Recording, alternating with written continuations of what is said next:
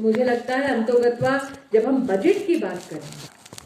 तो उसको मात्र इकोनॉमिक एक्टिविटी नहीं बल्कि एक सोशल रीस्ट्रक्चरिंग एक्टिविटी की दृष्टि से भी देखें, जिसको फलीभूत किया है नरेंद्र मोदी जी की सरकार ने। मुझे इस बात का ज्ञान है कि जो निवर्तमान सांसद थे अमेठी के,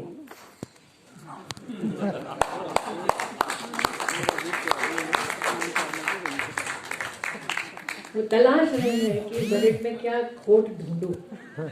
अभी तक मिला नहीं है, अभी तक मिला नहीं है। लेकिन एक साधारण हिंदुस्तानी जो राष्ट्र के प्रति समर्पित हो, उसे इस बात का रंज नहीं होना चाहिए कि इस बजट के माध्यम से जानें बचती हैं तो उसका समर्थन हो। यहां मेडिकल कम्युनिटी के जितने प्रतिनिधि उपस्थित हैं, आप सब जानते हैं कि न्यूमोकॉकल वैक्सीन के देश भर में उपलब्ध ना होने की वजह से सालाना देश में 50,000 बच्चों की मौत होती है। मैं अचंभित थी कि इस बार जब बजट में वित्त मंत्री जी ने घोषणा की कि न्यूमोकॉकल वैक्सीन अब देश के हर राज्य में उपलब्ध होगा, देश में 50,000 मासूम बच्चों की जानें बचेंगी, तब भी अमेठी के पूर्व सांसद के मुख से एक शब्द नहीं निकला।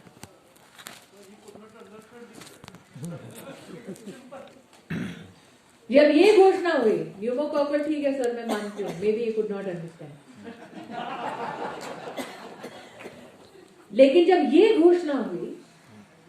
कि वैक्सीन हिंदुस्तान में बन रहे हैं और वैक्सीनेशन प्रोग्राम के लिए 35,000 करोड़ का आवंटन होगा ताकि साधारण हिंदुस्तानी की जान बच सके, तब भी समर्थन नहीं किया। जब ये घोषणा हुई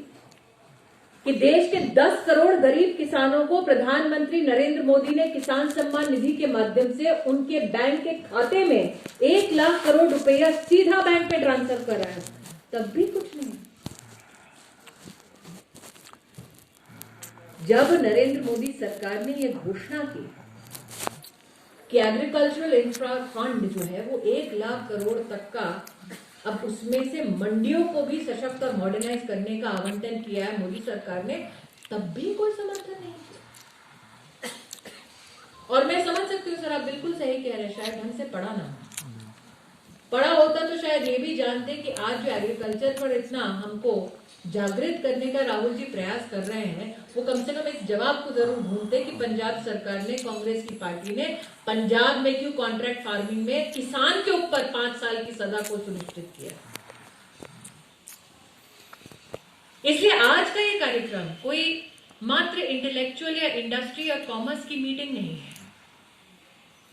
मैं इस सभागार को इस दृष्टि से नहीं देखती। मेरे लिए एक एक व्यक्ति जो आज यहां पर विराजमान है वो व्यक्ति है जो हिंदुस्तान की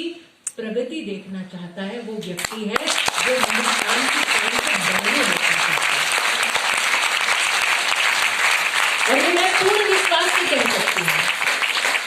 कि यहां पर उपस्थित एक भी व्यक्ति, उसकी विचारधारा चाहे कोई भी क्यों ना हो, कभी भी देश की राजधानी में भारत के टुकड़े का नारा नहीं देगा, तिरंगे का अपमान नहीं करेगा और नरेंद्र मोदी के सार्थक कामों में नरेंद्र मोदी का साथ देगा। और इसलिए आज भले ही मुझे आमंत्रित किया गया हो कि मैं बजट की दृष्टि से आप सबके साथ इस परिचर्चा में भाग लूं, लेकिन मेरे लिए ये एक अलग मौका है। दिल्ली प्रदेश में आप में से कई डॉक्टर्स ऐसे हैं जिन लोगों ने अपनी जान की परवाह ना करते हुए गरीब का संरक्षण किया, गरीब को मदद पहुंचाई। इस बजट में हेल्थ केयर के लिए प्रावधान है, लेकिन आज मेरा कर्तव्य है कि आप जैसे डॉक्टर्स को, मेडिकल कम्युनिटी को मैं आभार व्यक्त करूं। दिल्ली के कई ट्रेडर्स यहां पर आज उपस्थित हैं। आदेश जी सीलिंग की दृष्टि से चर्चा कर रहे थे, लेकिन मैं जानती हूं कि चाहे वो